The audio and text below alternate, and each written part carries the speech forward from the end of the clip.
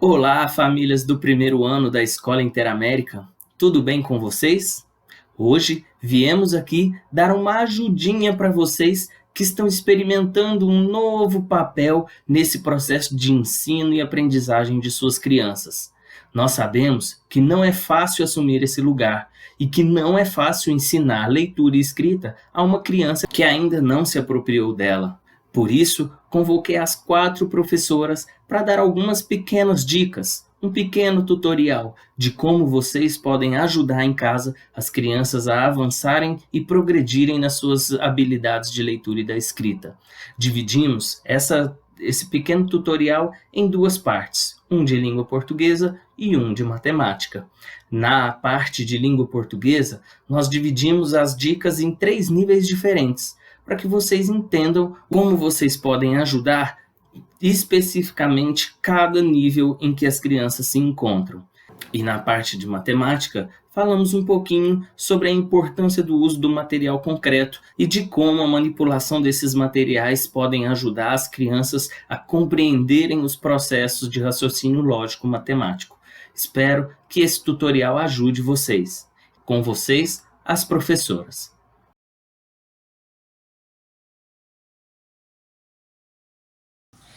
Então, pessoal, tudo bem? Olha, eu vou ajudar nas crianças que estão saindo do pré-silábico e indo para a silábica. O que é isso? Aquela criança que está colocando algumas letras aleatórias para escrever em algumas palavras, mas também que começou a inserir aquela letrinha que tem a ver com aquela palavra. Então aqui, por exemplo, pé, ela colocou letra aleatória. Casa, já tem o C e o A, já aparece. Para ajudar essa criança a avançar nessas hipóteses de escrita, ela precisa muito do alfabeto móvel. Nas tarefinhas de casa, você pode selecionar uma palavra ou outra, ou então, em algum momento, selecionar imagens de revistas ou de livros velhos e montar um banco de imagens para ela depois montar palavrinhas. Vamos pegar nesse material aqui, então, por exemplo. Quando você for para ela montar a palavra, você tem que entregar a ela as letras que formam já essa palavra, sem ser na sequência.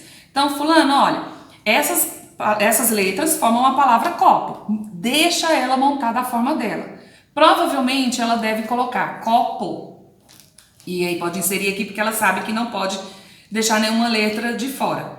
Por quê? A vogal ela não muda tanto de som quanto as consoantes em várias palavras. Então ela vai prevalecer isso. Porque quando você pede sempre para ela pronunciar a sílaba, então copo. Para avançar aqui, para ajudá-la, você vai dando dicas. Então, tem na casa, tem no colar, tem no cordão. Ah, é o C. Então, C com O.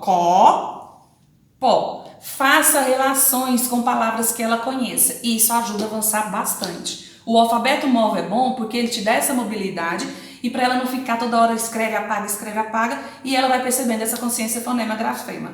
Ok? Um beijo.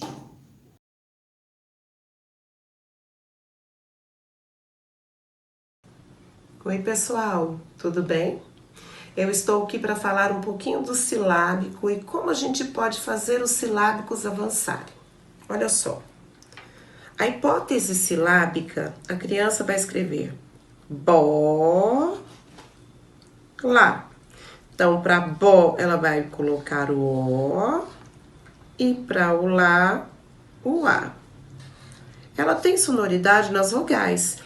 Então, ela vai representar uma letra para cada sílaba. Depois, ela também pode escrever o B para representar o bó e o L para representar o lá. Seria com valor sonoro nas consoantes. Ela pode também usar o C para o bó e o A para o lá, que ela vai usar tanto consoante quanto vogal. Uma letra para representar cada sílaba. Ou o B para representar o bó e o A para representar o lá. Ou qualquer uma letra ela vai colocar para representar o bó e o lá. Então, são crianças silábicas. O que eu preciso fazer? Eu fiz umas cartelinhas que são fáceis de fazer em casa. Então, no caso do pato, eu já vou colocar o P e o T, deixando apenas 2 espaços. Então, pá. Quem que eu preciso? Quem que está faltando? Geralmente, a criança reconhece que falta o A. Muito bem. Então, eu posso fazer o esconde-esconde e mostrar. Pá. E agora? Tó. Tó. O T com o. Então, eu formei a palavra pato. É muito importante que você retome a leitura com a criança. Outra palavra. Roda.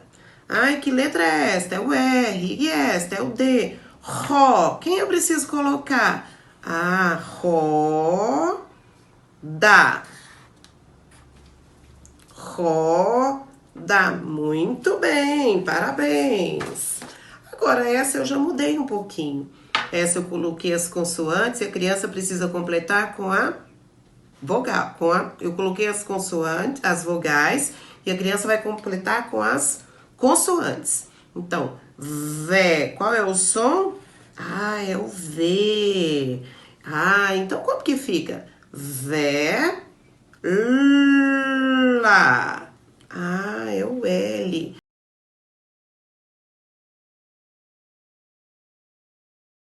Olá, famílias, tudo bem? Espero que sim. Bom, para quem não me conhece, eu sou Projade do primeiro ano E e hoje nós vamos conversar um pouquinho sobre como nós, professoras, ajudamos os alunos a elaborar boas frases. Vamos lá? A primeira coisa que a gente tem que pensar é sobre o que o filho de vocês quer escrever. Por exemplo, se ele quiser falar sobre os alunos, ele pode simplesmente escrever a frase "os alunos brincam". Nesse momento, o ideal é que vocês façam perguntas para essa frase ficar mais rica. Por exemplo, quem? Fazer o quê? Onde? Quando? Eu vou dar um exemplo de uma frase que foi feita por uma de nossas crianças. Os alunos foram brincar no parque. Essa frase ficou bem elaborada, mas ainda podem ser feitas mais perguntas para ela ficar ainda melhor. Por exemplo, quando? Com quem? A frase pode ficar da seguinte forma: os alunos foram brincar no parque pela manhã com os seus colegas.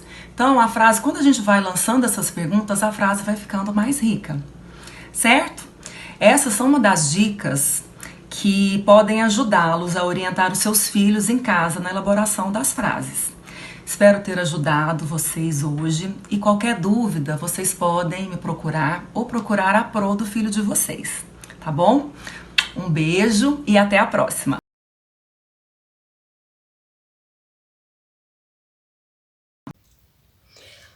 Oiê, tudo bem? Hoje eu venho aqui falar com você, papai e mamãe, para dar algumas dicas de como ajudar seu filho a avançar durante esse período da quarentena, para que o momento da atividade fique prazeroso e que seja um momento tranquilo.